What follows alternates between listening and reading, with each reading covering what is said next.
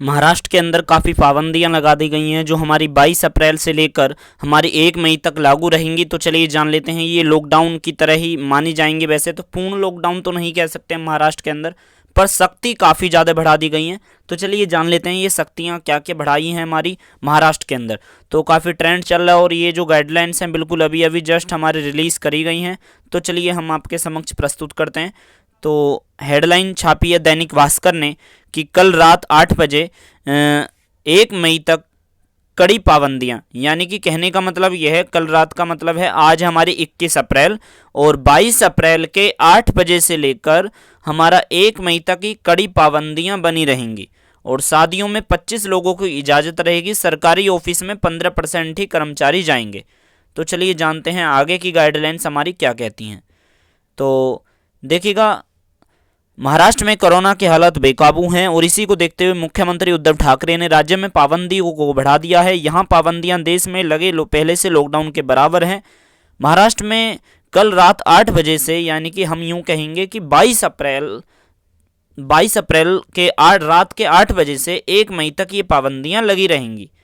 Break the chain, यानी कि जो कोविड-19 की जो चैन है उसको तोड़ने के लिए ब्रेक द चैन भी नाम रखा है। ब्रेक द चैन है कि इसका गाइडलाइंस का नाम भी ब्रेक द चैन रखा है। यानी कि मैंने जैसे कि आपको शुरुआत में बताया कि इन्होंने हमारा उद्धव ठाकरे सर ने मतलब कि लॉकडाउन वर्ड का इस्तेमाल डायरेक्टली नहीं करा, इसे ब्रेक द चैन कहा है। जैसे कि झारखंड के अंदर स्वास्थ्य और सुरक्षा सप्ताह के नाम से नाम दिया है गाइडलाइंस को, इसी तरह से महाराष्ट्र के अंदर ब्रेक द चैन के नाम से गाइडलाइंस रिलीज करी गई हैं। तो सभी सरकारी दफ्तरों में केवल 15% कर्मचारियों की मौजूदगियों के साथ चलेंगे। कोविड-19 मैनेजमेंट वाली संस्थाओं को इस मामलों में छूट रहेगी। तो चलिए जानते हैं महाराष्ट्र सरकार की नई गाइडलाइंस क्या है। तो देखिएगा, सरकारी ऑफिस में सिर्फ 15% ही कर्मचारी रह सकते हैं। पहले ये संख्या 50% थी। ठीक है, मान के चलिए कि किसी ऑफिस में हमारे 100 लोग काम करते हैं और 15% कर्मचारी ही काम करेंगे, यानी कि 15 लोग ही फिर काम करेंगे। ठीक है, पहले 50 कर सकते थे, तो इसका परसेंटेज है यहाँ पर। और शादी में सिर्फ 25 लोग ही शामिल हो सकते हैं और शादी समारोह में सिर्फ 2 घंटे का ही होगा। ठीक है, जो हमारा शादी समारोह है लोग बाग 4-4 घंटे 5-5 घंटे का करते हैं, वो केवल हमारा 2 घंटे का होगा।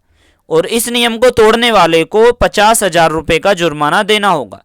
वैसे तो देखिएगा 50,000 काफ़ी मोटी रकम है, बहुत जगह ये 10,000 भी है और कई हालातों में 50,000 भी हो सकती है। वो तो डराने वाली चीज़ें हैं। वैसे एक प्रकार से हम सोचें 50,000 तक का भी जुर्माना हो सकता है, 10,000 से 50,000। इसलिए कहना चाहेंगे कि भाई आपको भी संभल के रहना पड़ेगा। और सरकारी बस में 50% ही क्षमता के साथ ही बसेस चलेंगी। खड़े रहकर सफ़र करने पर पूरी तरह से पाबंदी है। महाराष्ट्र में अब बिना वैलिड रीजन के एक जिले से दूसरे जिले में यात्रा करने पर कार्रवाई होगी। देखिएगा, मैं एक इस राज्य से दूसरे राज्य में तो कह ही नहीं रहे, हम कह रहे हैं कि आप एक जिले से दूसरे जिले में अगर जा रहे हो तो वैलिड आपके पास रीजन होना चाहिए। अगर नहीं है तो आपके खिलाफ कार्रवाई हो सकती है। ठीक है, यात्रा करने के लिए लोकल डिजास्टर मैनेजमेंट अथॉरिटी, जिसे एलडीए बोलते हैं, एलडीए से अनुमति लेनी होगी यात्रा करने के लिए। ठीक है जी। और लोकल ट्रेन से यात्रा करने के लिए भी जरूरत बताना होगा कि आप लोकल ट्रेन से यात्रा क्यों कर रहे हो। दोस्तों आपको मैं बता दूं ये पाबंदियां इतनी क्यों बढ़ाई गई हैं, क्योंकि आपको पता होगा भारत में जितने भी हमारे क्षेत्र हैं उसमें से महाराष्ट्र क्षेत्र में, यानी कि महाराष्ट्र राज्य के अंदर ही सबसे ज़्यादा केस हैं। यानी कि आप ऐसे मान सकते हो कि 50% हमारे जो केसेस हैं अकेले हमारे महाराष्ट्र के अंदर निकल रहे हैं। ठीक है, यानी कि 40 से 50% का जो हमारा केसेस का भंडार है वो केवल हमारा महाराष्ट्र के अंदर है।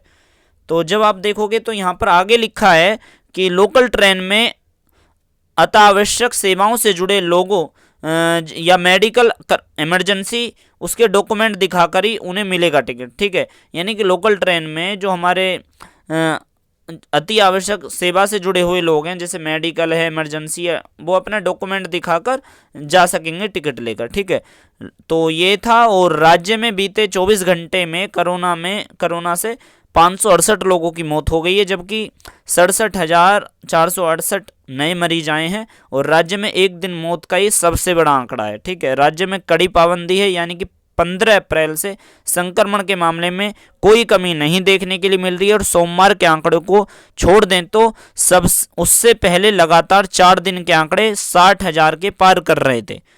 सोमवार को कम संख्या आने के पीछे वजह है कि रविवार को कम टेस्टिंग थी। तो ये थी पूरी गाइडलाइंस जो हमने आपको बताई। तो ये गाइडलाइंस हमारी 22 अप्रैल के रात के 8 बजे से 1 मई तक लागू रहेंगी। ठीक है, तो ये थी गाइडलाइंस, और ऐसी ही गाइडलाइंस जानने के लिए आप हमारे इस चैनल को सब्सक्राइब कर सकते हो। Thank you.